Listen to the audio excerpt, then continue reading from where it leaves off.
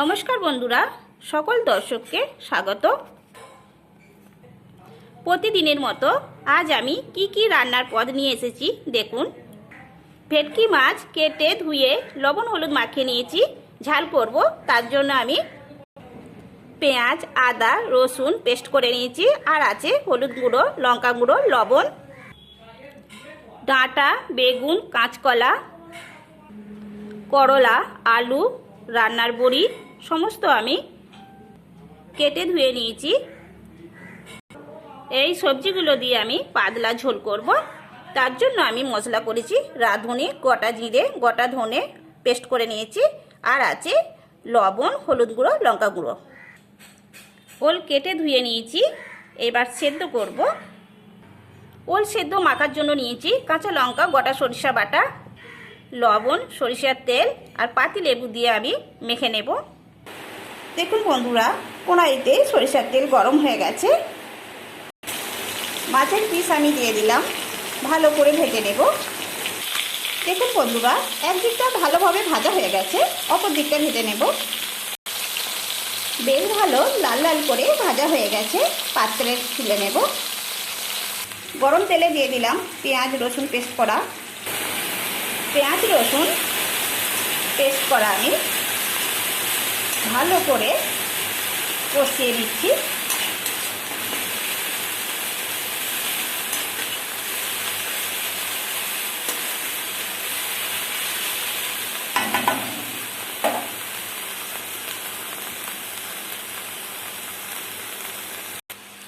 এরপর আমি দিলাম আদা লবণ হলুদ গুঁড়ো লঙ্কা গুঁড়ো।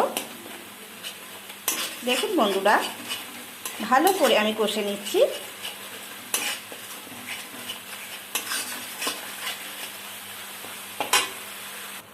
ঝোল ফুটে গেল, এরপর দিয়ে দেব ভেজে রাখা মাছ। কিছুক্ষণ এইভাবে ফুটবে। দেখুন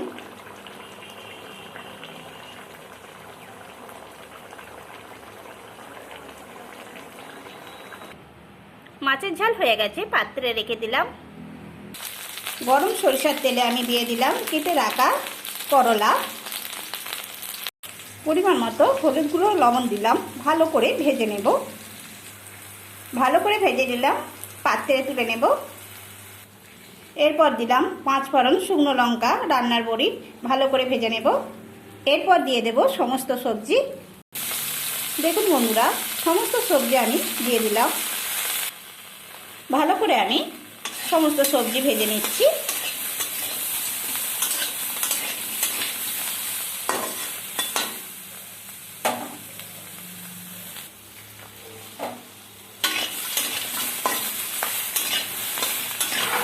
ভালো করে সব সবজি আমি ভেজে নিলাম। এরপর দিয়ে দেব মশলা। পেস্ট করে রাখা মশলা আমি সব দিয়ে দিলাম, ভালো করে ভেজে নেব। ভালো করে আমি কষিয়ে নিচ্ছি। দেখুন মশলা যত ভালো কষা হবে তত খেতে ভালো লাগবে সবজি।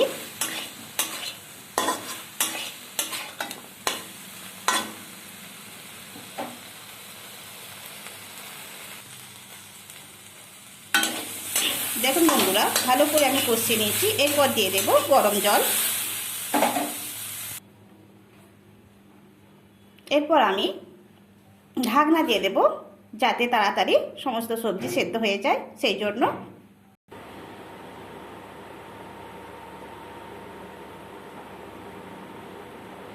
আলু সেদ্ধ হতে একটু বাকি আছে,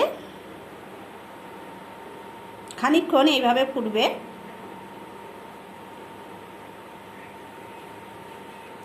সমস্ত সবজি সেদ্ধ হয়ে গেছে। এরপর দিয়ে দেব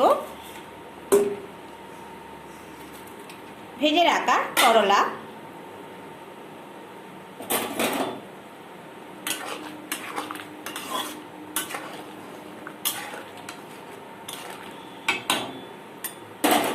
এরপর আমি একটি পাত্রে রেখে দেব। দেখুন বন্ধুরা, কত সুন্দর হয়েছে। আজ এই পর্যন্ত। নমস্কার বন্ধুরা।